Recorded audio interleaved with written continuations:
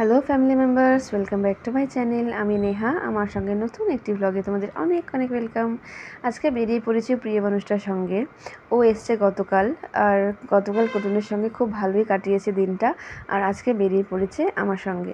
আমার একটু doctor check up করানোর ছিল, যেহেতু বেশি দিন হয়নি কুটুন হয়েছে, তো একটা চেক আপের দরকার ছিল আমার, তো সেই জন্য এসে পড়েছি। আর কিছু মেডিসিন নেওয়ার ছিল, তাই এখানে আসলাম। আর এসে দেখছি ফর্মুলা মিল্কগুলো বেশ দেখে জানতে ইচ্ছে করছিল যে কোনটা নেওয়া যায়, কোনটা ভালো বেবিদের জন্য, কোন বয়সে কোনটা খাওয়ানো যায়। জানো তো, আগে একদমই এই জিনিসগুলো বুঝতে পারতাম না, তবে আস্তে আস্তে দিন যাচ্ছে আর জিনিসগুলো শিখতে পারছি। দুজনেই এটা এক্সপিরিয়েন্স করলাম যে আমরা অনেক পরিবর্তন হয়ে গেছে, আমাদের জীবনটাতে এখন কুটুন জড়িয়ে রয়েছে, ওকে নিয়ে সমস্ত ভাবনা চিন্তা। তারপর বললাম যে অনেক দিন তোমার সঙ্গে কোথাও বেরোনো হয় না, দুজনে মিলে টাইম কাটানো হয় না, আর এই দিনগুলো আমরা কখনোই ফিরে পাবো না। আমরা জানি আস্তে আস্তে আমাদের বয়স বাড়ছে, আস্তে আস্তে কুটুন বড় হচ্ছে, ওকে নিয়ে আরও আমরা জড়িয়ে যাবো আমাদের জীবনের সঙ্গে, ও আরও ওতপ্রোতভাবে জড়িয়ে যাবে।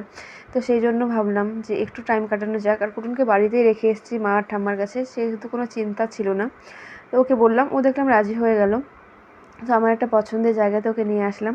তাই ওকে বলছিলাম, মালবাজার যাওয়ার পরে তুমি তো তোমার নিজের পছন্দের জায়গায়, নিজের পরিচিত জায়গায় আমাকে অনেকবার নিয়ে গেছো, সব কিছুর সঙ্গে পরিচিত করিয়ে দিয়েছো, তবে চলো আজকে একটু আমার পরিচিত জায়গার সঙ্গে তোমাকে পরিচয় করিয়ে দিই। তো সেই জন্য এখানে আসলাম, একটু টাইম কাটালাম দুজনে মিলে, বেশ ভালো লাগছিলো। জানো তো, অনেক দিন হলো যে আমরা এরকমভাবে টাইম কাটাই না, শুধু ডক্টর চেক আপ, ওষুধপত্র এসবই করে বেরিয়েছি এতদিন ধরে, একটু সুস্থিরে কোথাও বসতে পারিনি জানো তো। সেই জন্য ভাবলাম যে আজকে একটু সুস্থিরে কোথাও বসা যাক, যেহেতু কুটুনকে নিয়ে কোনো চিন্তা নেই। চিন্তা ছিল, মার কাছে ছিল, ঠাম্মার কাছে আর মার কাছেই ছিল। বারবার ফোন করছিলাম ও কী করে না করে, যদি সেরকম কিছু হতো তাহলে চলে আসতাম বাড়িতে। তবে মা বলছিল সেরকম কোনো চিন্তা নেই, ও ঠিকই আছে, ঘুমাচ্ছে বা খাচ্ছে, আপডেট দিয়ে যাচ্ছিলো। তো সেই জন্য আমরা একটু বসলাম ওখানে। আর যেহেতু কুটুন একদম ছোট, ওর বয়স মাত্র 22 দিন, তো বাইরে কোনো খাবার খাওয়াটা আমার একেবারেই ঠিক না। তো সেই জন্য একটু কফি নিয়েছিলাম দুজনেই, তো কফিটা খেলাম, একটু গল্প করলাম, একটু টাইম কাটলাম, তারপর সেখান থেকে বেরিয়ে যাই। আসলে এই দিনগুলো আমি জানি কখনোই ফেরত পাবো না, তো যতটা পারি দিনগুলোকে উপভোগ করে নিই। পরে কী হবে সেটা কে জানে, পরেরটা পরে দেখা যাবে। তারপর আমার খুব ইচ্ছে ছিল যে ওকে একটু মেয়ের ড্রেস পরে সাজাবো, একটু ফটো তুলবো। তো আমি যখন ওর বাবাকে বললাম যে চলো একটা মেয়ের ড্রেস কিনি কুটুনের জন্য, তো ওর বাবাও রাজি হয়ে গেল, একবারের জন্য না বলেনি।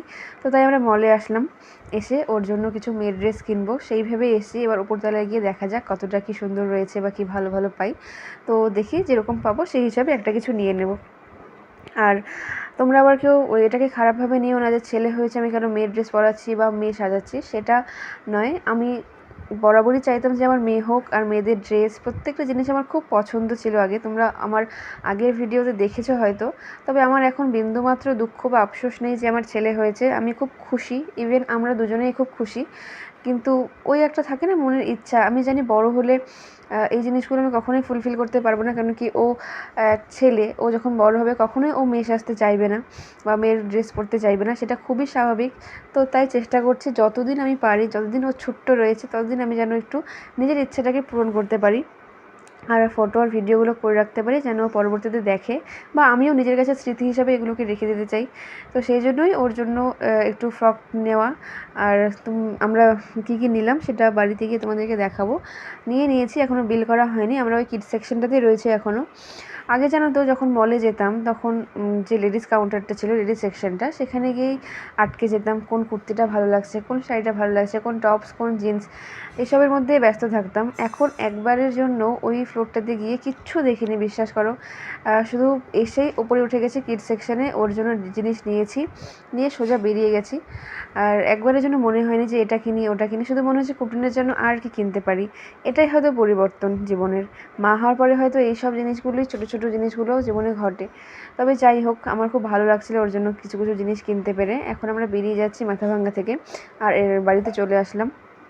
আসার পরে যে এই ফ্রকটা কিনেছি ওর জন্য, এটা কিন্তু লাইট পিঙ্ক শেডের মধ্যে রয়েছে, তবে দেখে মনে হচ্ছে যে অফ হোয়াইট, কিন্তু না, এটা হচ্ছে লাইট পিঙ্ক শেড। আর এই ফ্রকটা কিনেছি, তোমরা কিন্তু জানিও যে কেমন লাগলো।